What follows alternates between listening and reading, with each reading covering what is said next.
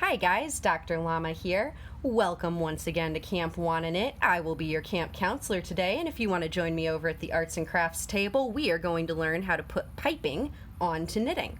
Piping creates this 3D effect. It looks a lot like an I-cord, but it's knit right into the body of your piece without having to go through the rigmarole of usual I-cord construction.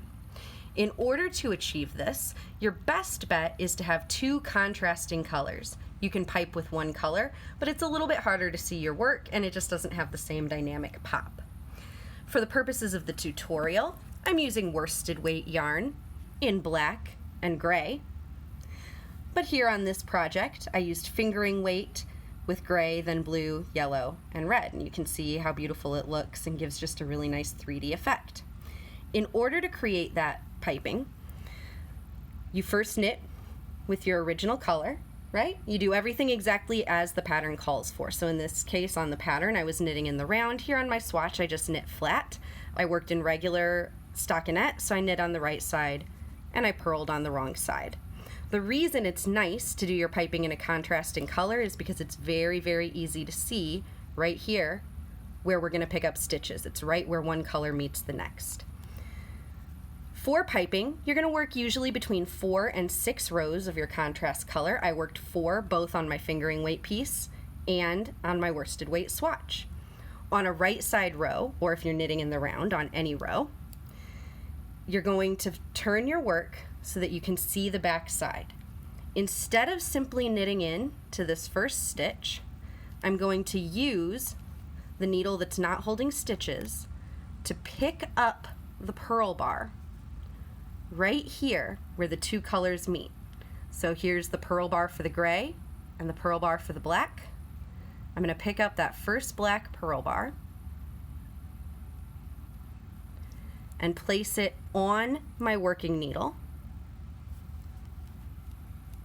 and knit it together with the next stitch. Oops. You don't want to get your end in there.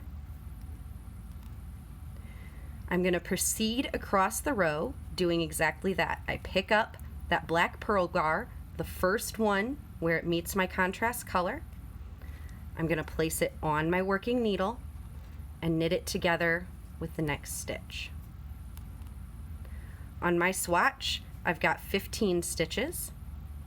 You can do this with any number of stitches. You don't technically have to do it for the full round, but I recommend it. I think it's got more of a dynamic effect when you work across the full round. So again, picking up that purl bar, easy to see with those contrasting colors, knit it together.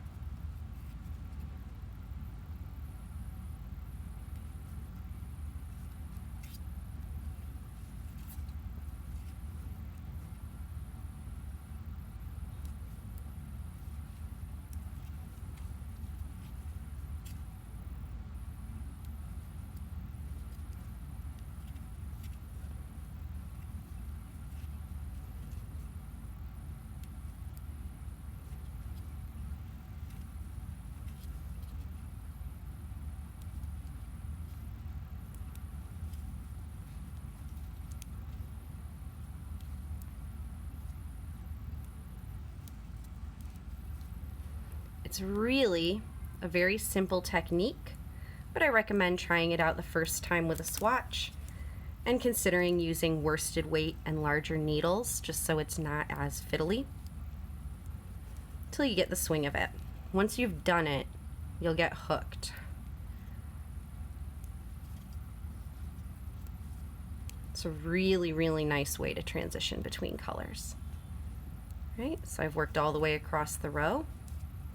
And now I've got this fabulous 3D piping effect right on my knitting and a regular row of the same 15 stitches I started with, and you just continue knitting as called for. On this particular piece, I worked 3 of these in a row, so I did that with the blue. I joined the yellow, worked 4 straight stockinette rows with yellow, and then picked up the yellow where it joined the blue. I did the same with the red, and then I proceeded knitting with the gray, and it gave just this lovely effect.